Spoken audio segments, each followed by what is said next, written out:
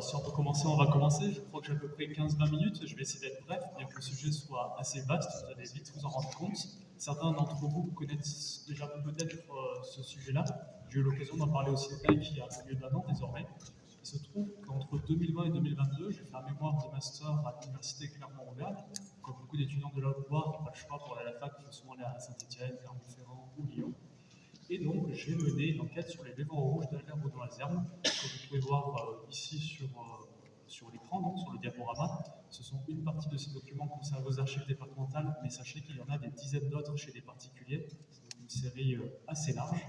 Et avant de rentrer dans le vif du sujet, j'aimerais quand même remercier quelques personnes. Donc, pour commencer, Gilles et Marie Bayoulato de nous accueillir dans ces lieux qui sont quand même assez exceptionnels, des lieux chargés d'histoire, qui ne sont pas très loin de la maison de Baudouin-Lazerne, d'ailleurs, qui est à l'entrée de Brive chez Ransac. Je tiens aussi à remercier la Société académique du Puy, qui a été un soutien moral, un soutien financier. J'ai pu avoir des bourses grâce à eux, pratique pour mener des recherches, et puis même un soutien intellectuel, l'accès à une bibliothèque de qualité qui contient des dizaines de milliers d'ouvrages, c'est quand même pas rien pour mener un travail comme celui-ci. Donc les livres rouges, qu'est-ce que c'est? Eh bien tout d'abord, c'est le résultat d'une pratique d'écriture qui a eu lieu durant les années 50-60, au moment où Albert Baudouin-Lazerne est vieillissant. Vous pouvez le voir sur cette photographie. Une vague présentation, Albert Baudouin-Lazerne est assez connu, c'est un érudit, poète, fait libre, c'est-à-dire défenseur de la langue occitane, qu'on appelle vulgairement le patois, chansonnier, vétéran de la Grande Guerre, archéologue amateur, historien en thèse assez fantaisiste, je pense notamment au volet gallo-grec. Mais voilà, quand même un personnage assez incontournable que l'on cite encore. Quand l'éveil fait des articles d'histoire, en général, ils aiment bien citer Albert Baudouin-Lazerne, qui vivait justement au Breuil de Mercure, qui se trouve pas très loin de l'abbaye de Doue. Et cet homme-là décide à la fin de sa vie de coucher sur papier le récit de son existence, très riche, comme on a pu le voir, et va établir cette série de dizaines de livres reliés en cuve rouge, comme on essaie d'appeler les livres rouges, tout simplement. Donc là, vous en avez un exemple de l'un de ces ouvrages, qui est archivé aux archives départementales, et c'est une série d'égo-documents. Égo-documents, c'est un mot qu'on n'emploie quasiment jamais, en principe, dans la vie quotidienne, sinon ça ne sert pas trop à acheter le pain. Et égo-documents, c'est un néologisme qui a déjà quelques décennies, puisqu'il est créé en 1958 par un historien néerlandais qui s'appelle Jacob Presser, que vous pouvez voir voilà, juste en bas. Jacob Presser, c'est un historien qui est spécialiste à la base de la déportation des Juifs des Pays-Bas, mais qui s'est intéressé aux documents, aux égo-documents que l'on produit. En fait, ce sont des archives qui relèvent du fort privé, qui n'ont pas pour but d'être publiés ou d'être connus du grand public. Cela peut concerner par exemple des journaux intimes ou encore des livres de raison. Et sont donc écrits à la première, voire à la troisième personne. Donc en fait, ça peut être une grande diversité d'écrits. Et pour l'historien, on a l'avantage d'éclairer des aspects de la vie qui sont pas toujours très étudiés. En général, la vie quotidienne, la vie intime, la vie familiale. C'est donc une source de première main qui est surtout très utilisée par les historiens de la période contemporaine, c'est-à-dire le 19e, 20e siècle. Et les livres rouges de Baudouin-Lazerne s'inscrivent vraiment dans cette idée-là, bien que ce ne soient pas des journaux intimes, qui ne sont pas tenus au fur et à mesure, c'est plutôt l'aboutissement d'une série de pratiques d'écriture. Comme je disais, je le dis assez souvent, mon mémoire porte comme sous-titre Monument de papier et testament de lave. Monument, voilà, monument, c'est ce qui permet de rappeler le souvenir de quelqu'un. Je pense aux statues, par exemple, ou le souvenir de quelque chose, d'un événement, d'une bataille, d'une guerre. Chaque village de France a son monument à mort, par exemple, de la Grande Guerre. Bien Boudon, lui, a fait un monument de papier, je pense avec l'espoir de le transmettre à ses descendants. La chose ne s'est pas passée aussi facilement, comme je le disais tout à l'heure, il y a eu un fort éparpillement, mais néanmoins les archives ont pu en réunir une petite partie à partir de 2012 grâce à une vente aux enchères, et donc ça a permis d'avoir une base de recherche intéressante. Il faut savoir qu'en 2020, quand j'ai commencé mes travaux, je connaissais que 21 livres rouges, ceux des archives, et à la fin de mon mémoire, de 2 ans, j'en avais authentifié 86, répartis ici et là à travers le monde, parce que même l'un d'eux s'était retrouvé au Canada, qui a été vendu aux archives. Je ne suis pas allé au Canada, j'ai pas fait autant de dépenses. Mais au moins, ça montre qu'une recherche est toujours quelque chose de stimulant, qu'une enquête, c'est assez prenant et formateur, qui plus est. Donc, pour les livres rouges, sur le plan formel, voilà, vous pouvez voir cette reliure assez sophistiquée. Donc, avec tout en haut écrit Famille Boudon. Baudouin-Lazerne divise sa série en plusieurs grandes catégories. Donc, voilà, on a Famille Boudon, Académie du Velay, Le Vieux Puy et Histoire du Velay. C'est une façon de situer, de s'organiser. Une pratique d'écriture, ce n'est pas quelque chose qui se fait à la légère, c'est toujours un peu réfléchi, mis en forme. Ensuite, on a un chiffre, toujours en chiffre latin. et qui nous donne donc en fait l'idée d'une série. Hein. Et quand j'ai commencé mes recherches, je voyais par exemple qu'on peut voir le numéro 15, 16, 17, puis d'un coup passer au numéut 33, 34, 35, et je me suis dit, oh c'est curieux ça, comment ça se fait. Et en fait ça prouvait que la série n'était pas complète et qu'il fallait donc chercher ailleurs par tous les moyens. Et je remercie entre autres l'association, l'ex-association sur les pas d'Albert Poudre-Hazard, je vois Henri Grangette dans la salle qui m'a apporté un grand soutien dans ces recherches-là, notamment auprès des descendants du personnage pour pouvoir découvrir le nouveau livre rouge. Et puis, tout en bas, le titre. Donc là, par exemple, on a un royaume de Chausson. Le royaume de Chausson, c'est un royaume qui n'a jamais existé en tant que tel. C'est plutôt une association de jeunes poètes qui vivaient dans l'arrondissement du Puy-en-Velay et qui s'essayaient à de nouvelles pratiques artistiques. Baudon-Lazare est un de ces personnages qui a eu la chance de mener une vie assez plaisante. Il n'a jamais eu besoin d'avoir un emploi. Il a consacré sa vie aux arts, à la recherche. Enfin, ça me ferait rêver beaucoup d'entre nous, mais il faut bien travailler un minimum. Et voilà, au moins grâce à ce titre, ça nous donne quelques idées. Donc qui dit livre dit en principe écrit. Donc on retrouve justement la graphie du personnage. C'est une graphie facilement reconnaissable avec à l'encre noire, légèrement penchée, très fine.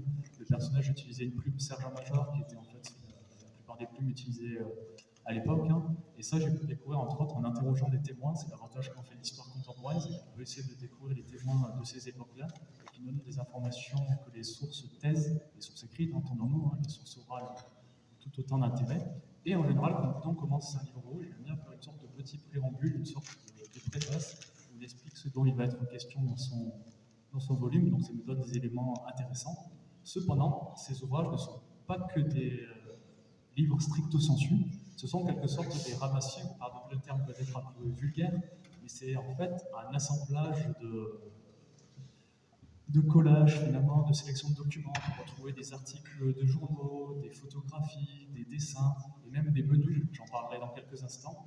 Donc ce sont des éléments très variés et qui nourrissent cette pratique d'écriture assez particulière. Celui-ci se trouve aux 6 archives départementales et est dédié à un ordre qui s'appelle l'Ordre des Chevaliers de Saint-Hubert qui a été restauré par Boudon et ses amis et c'est l'objet d'un article du bulletin qui sera donc accessible, je vois que la plupart d'entre vous l'ont entre les mains à partir de cette année, article écrit avec Fabrice Granouillet, que je remercie, qui est présent dans la salle, qui est un bon ami avec qui j'ai pu travailler là-dessus au cours des derniers mois. Donc bon, il y a aussi une large place pour l'écrit, autre que l'écrit produit par Albert Boudon-Lazare. Celui-ci a eu des correspondances très riches, avec des personnages très variés, que ce soit des artistes, des historiens, voire des personnes impliquées politiquement, on va dire. Et là, on a par exemple une lettre de Jacques Visconti, je ne sais plus comment le prononcer, mais à culpa. Et ce Jacques Visconti est assez connu pour avoir écrit une histoire du volet en 5 volumes au cours du XXe siècle. C'est un élève de Baudon-Lazare, d'une certaine façon. Boudon est très cité dans ses travaux. Et les deux hommes se sont connus, se sont fréquentés, ont parfois fait du terrain ensemble. On a des photographies des deux personnages, par exemple, à la Planaise d'Espalie, où se trouvent quelques chipotes, entre autres. Il n'y a pas que des chipotes d'Abatz. Et ces gens-là nourrissent cette correspondance que Boudon colle pour donner un peu plus de consistance à ces livres rouges. Et puis, tout à l'heure, j'ai abordé les menus. Donc ça, quand j'ai vu ça, j'étais un peu surpris. Quand j'ai vu ces sources-là, je me suis dit, bon, c'est rigolo, mais qu'est-ce qu'on peut en faire? Du coup, j'y suis passé un peu à côté. Et puis, en regardant, finalement, il y a des choses à en tirer. Déjà, il y a une volonté esthétique. On voit que c'est travaillé. Là, on a le menu d'une fête de la Saint-Estelle. La Saint-Estelle, c'est la grande fête des faits libres, ceux qui défendent la langue occitane et qui se retrouvent une fois par an pour faire des banquets, des fêtes en costume, clamer des poèmes en languedoc, toute la diversité de ces dialectes. Et durant la Grande Guerre, eh bien, les soldats volaves ont réussi à poursuivre cette vie félibraine au front, dans les tranchées.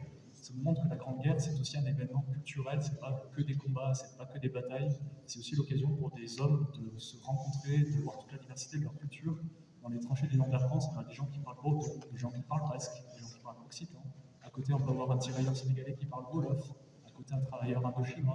Donc, ce sont des véritables creusets linguistiques, des aspects que l'on peut étudier au-delà du simple fait militaire. Et puis là, notre intérêt, c'est que c'est écrit en occitan.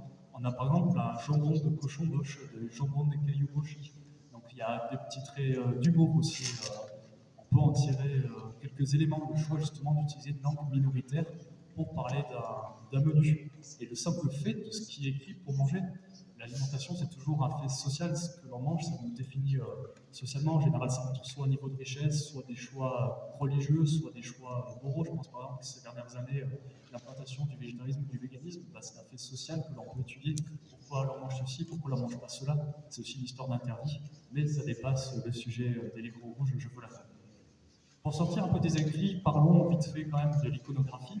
Donc je disais qu'il y avait une bonne place pour les dessins de formes très variées. Par exemple, ici on a une représentation de profil de Roger de Baïf des Hermins, donc préhistorien assez connu, qui a fouillé en Afrique, mais qui a aussi fouillé également en Haute-Loire, poète de langue occitane. Je crois qu'il est originaire de l'enclave protestante du Velay d'ailleurs, et maquisard, qui a été caché entre autres par Baudouin-Lazerne durant les années d'occupation. Donc il y a des liens très forts entre ces deux hommes-là et des intérêts communs pour les périodes anciennes. Donc là, voilà, on a une preuve du lien qui unit ces hommes-là. En fait, ça nous donne davantage une idée de son réseau. Et à côté, un dessin qui représente un site de fouilles de Boudon. Fouilles, c'est un bien grand mot en fait. Ce ne sont pas des fouilles comme on peut l'imaginer aujourd'hui avec une équipe d'archéologues. C'est plutôt une visite sur le terrain, quelques coups de pioche, on ramasse un morceau de poterie, on le ramène, on dit qu'on a trouvé une civilisation ancienne, pour ne pas dire antédiluvienne. Mais bon, voilà, ce sont sans doute des pratiques d'un autre temps. Et là, Boudon s'amuse à fouiller un souterrain dans un village qu'il appelle Naspinal, qui est en fait le village de l'Espinaire sur la commune de Bains, peut-être que certains d'entre vous connaissent, où se trouve une grotte qui existe toujours pas très loin de la Croix. Je cherche Jean-Paul Béal du regard, c'est un peu le spécialiste du sujet pour en dire deux, trois mots. Et Boudon aimait bien chercher des troglodytes, les explorer, les dessiner, et tout ça il le met dans sa série des livres rouges. Encore une fois, c'est le moyen de condenser les savoirs produits. Ensuite, une mémoire que j'appelais en noir et blanc, on avait encore des photos en couleur à l'époque, qui est la photographie. Baudouin-Lazerne et ses amis ont photographié énormément de choses, que ce soit des événements de leur temps, que ce soit leurs petites fêtes, que ce soit les paysages, que ce soit les vestiges, et tout ça est condensé, et l'image apporte une explication supplémentaire au texte. Les deux sont finalement très connectés, et ce sont des choses assez intéressantes, mais toutes les photos ne sont pas forcément produites par Albert Baudouin-Lazerne. Là, j'ai choisi par exemple une photo des troupes au monastier, il vient du monastier justement, pendant les inventaires de 1906, donc vous savez, les inventaires des biens du clergé après la séparation des églises, et je dis bien des églises et de l'État en décembre 1905. Ces inventaires ont souvent mené à des confrontations avec les forces de l'ordre, que ce soit la gendarmerie ou la police, voire l'armée quand cela était nécessaire. Un article existe sur le sujet dans le bulletin de 2022, écrit par votre serviteur, parce que Boudon a été témoin de ces événements et y a même participé. Et puis à côté, on a une photo du personnage à 26 ans. Donc on peut voir aussi l'évolution de l'individu, une évolution à la fois physique, intellectuelle, etc. Et la photographie qui reflète la réalité, certes, mais qui est toujours une mise en forme. Là, c'est pas un hasard, on a un Boudon plutôt bien habillé, présenté devant une bibliothèque, assez bien coiffé. Il sait que s'il colle ça dans ce genre de document, c'est que pour plus tard, donner une certaine image du personnage, il ne va pas mettre une photo de lui, par exemple, à moitié fioul lors d'une fête. C'est déjà bien plus flatteur de se montrer comme ça. Donc il y a aussi une représentation de soi à travers la pratique de l'écriture. Et ça, c'est assez intéressant à étudier. On va passer dans la deuxième partie de cette courte présentation. Au-delà de l'aspect formel de cette série de livres rouges, il faut voir aussi quel intérêt cela représente pour nous autres qui faisons de la recherche. Ça dépasse le simple individu Boudon finalement. Et cette série nous éclaire sur de nombreux aspects de l'histoire contemporaine du Velay, mais aussi de la Haute-Loire, notamment la sociabilité et la vie érudite. On en a déjà beaucoup parlé jusqu'à présent, mais ça nous donne aussi de nombreux éléments sur comment sont menées les recherches alors, qui sont les acteurs de cette recherche-là, les photographies qui en témoignent. Par exemple, là, on a une photo de Boudon grottes de bêtes, qui sont des grottes qui se trouvent sur la commune du Brignon, si je ne me trompe pas, et qui ont beaucoup intrigué le personnage. Lui, il y voyait un sanctuaire qui datait de la fin de la préhistoire, du début de l'Antiquité. Et puis à côté, des informations qui donnent sur les individus qui côtoient. Tout à l'heure, je me suis amusé à mettre une photo de Roger de Bac-des-Hermins. Et bien là, on a une petite biographie faite par le personnage. C'est un peu comme le dictionnaire de Gaston Joubert, mais made in Boudon, où il donne quelques éléments sur la vie de cet individu. Et donc, ça peut éclairer d'autres aspects. Ensuite, sur la vie politique, c'est un aspect assez peu connu, ou parfois volontairement peut-être mis un peu de côté sur le personnage. Le fait est que Baudouin est un homme très politisé, très ancré dans les milieux d'extrême droite, les milieux royalistes, les milieux anti-républicains. C'est un homme qui a beaucoup lutté aussi contre Dreyfus. Ça témoigne aussi d'une certaine forme d'antisémitisme. Et Baudouin a parlé entre autres de l'implantation de l'Action française dans le bassin du Puy et même ailleurs en Haute-Loire, a même dirigé les Camelots du Roi. Les Camelots du Roi, ce sont un peu les jeunes militants de cette association. C'est un peu ceux qui se battent justement dans les rues et qui vivant de cette presse-là. Et ça, c'est un aspect un peu moins connu du personnage. Et pourtant, cette appartenance idéologique au royalisme est présente dans la série parce qu'il consacre plusieurs volumes à ses jeunes années militantes, à ses idées, aux personnes qu'il a connues de l'Action française ou d'autres associations de ce genre. Un autre aspect qui me plaît énormément, c'est l'histoire du Félibrige anglais. C'est quelque chose sur lequel je souhaite travailler à l'avenir. Quand j'ai voulu faire mon mémoire, pour l'anecdote, je voulais trouver sur l'histoire du Félibrige anglais, mais le sujet était bien trop vaste pour un sujet de mémoire, peut-être plus tard pour une thèse, qui sait. Et Boudon a été l'un des grands artisans de l'implantation de cette association en Velay dès le début des années 1910, avec l'implantation du Maintenance en 1914. Donc ce sont des gens qui célèbrent la langue occitane, qui travaillent sur son histoire. Je pense par exemple au troubadour, à Pierre Cardinal. Tout le monde au plus connaît le Pierre Cardinal. Peu de gens malheureusement savent que ça fait référence à un des plus grands troubadours du XIIIe siècle. Et puis ce sont des gens qui se costument, qui dansent, qui font des banquets et qui se regroupent en école. Ici par exemple on a l'école Saint-Hubert qui est réunie au début des années 1920, donc tous en costume régional, y compris des enfants, des femmes. Donc c'est l'occasion aussi de faire une histoire du genre. Ça nous donne de nombreux éléments qui sont très intéressants à travailler, mais tout ça prend du temps et on ne peut pas être sur tous les fronts malheureusement. Enfin, un autre aspect que j'évoquais au début quand je donnais un peu la définition des égo-documents, c'est le côté histoire de la vie privée, de l'histoire familiale. Et ici, on a un portrait des parents de Boudon-Lazerne qui sont assez peu connus, davantage Georges Boudon, qui a été trésorier de la Société académique d'alors, qui a mené quelques recherches de géologie, et puis sa mère, Louise Lazerne, qui a un livre rouge entier qui lui est consacré, comme à Georges Boudon.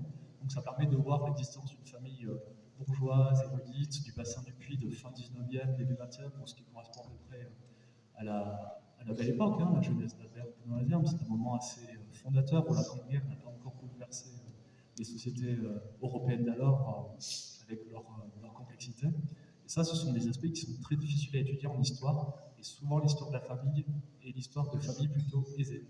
Les familles paysannes, les familles ouvrières sont plus difficiles d'accès sur le plan archivistique. Donc là, au moins, on a cet avantage-là pour voir d'autres pans de l'histoire d'Albert Boudon-Lazerne. Il est le fruit d'un milieu, en fait. Albert Boudon-Lazerne, c'est pas un self-made man, hein, il n'est pas sorti de nulle part. Hein. Son père a une bibliothèque assez riche, il amène faire du terrain, sa mère initie à la musique, à la chanson. On est tous le fruit d'un milieu et cet homme n'y échappe pas pour autant. Donc, comment conclure? Déjà, j'espère avoir respecté à peu près le quart d'heure, la vingtaine de minutes qui m'était accordée. Donc, une série en tout cas assez intéressante qui n'a pas encore livré totalement son potentiel. Je suis persuadé qu'il reste d'autres livres rouges à trouver ici et là, peut-être chez des particuliers, peut-être chez des descendants. Il y a encore de nombreux éléments à en tirer, de nombreux aspects à étudier pour comprendre davantage la vie du personnage. C'est ce qui sera entre autres l'un des objets du bulletin de cette année. Dans les cahiers de la Haute-Loire de cette année aussi, il y aura un article sur les dernières théories archéologiques de Boudon-Lazerne. Donc là aussi, il y a des éléments à voir. Et puis, bon, vu que c'est Boudon, il y a de nombreux écrits à côté, à étudier, hein, qui restent à trouver. Il faut mettre tout cela en perspective, l'inscrire le personnage dans son temps, dans les enjeux de son époque, pour éviter de juger les aspects d'une époque avec nos critères moraux d'aujourd'hui. Donc voilà, pour les questions, je ne sais pas si on attend la conférence de Martin Framont ou si on en pose maintenant, mais dans tous les cas, je serai ravi d'y répondre. Merci à vous toutes et à vous tous.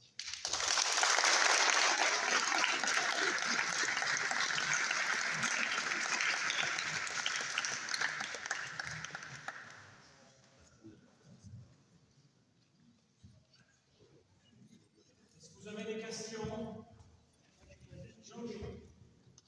Il a un aspect très intéressant, et j'en parle personnel. Il fouille des librairies, il va chercher des dossiers, et je le dis à titre personnel, j'en parlerai de la Société académique bientôt.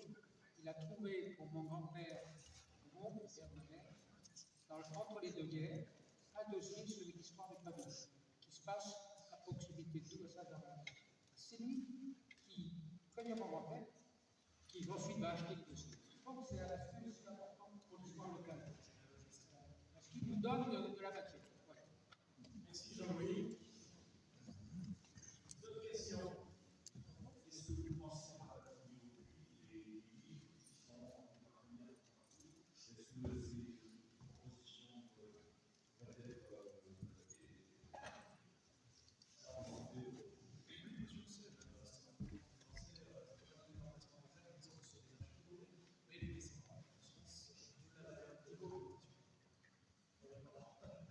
Je disais du coup, les particuliers qui possèdent ont conscience de la valeur de cette série. Hein. Et beaucoup pensent plus tard à les confier aux archives départementales pour que ça reste un truc de bonne main. Et puis parce que malheureusement, avec les générations qui passent, le désintérêt va de pair, hein, et croissant.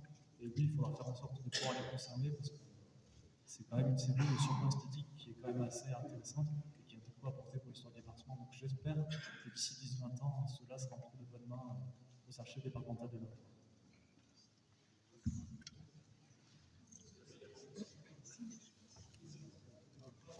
Dernier aspect, le mémoire est disponible à la bibliothèque de la Société académique du Puy, justement, il est entreposé là-bas. Donc des personnes comme Jean-Louis Blanc, Gérard Baudet se font plaisir de pouvoir vous le sortir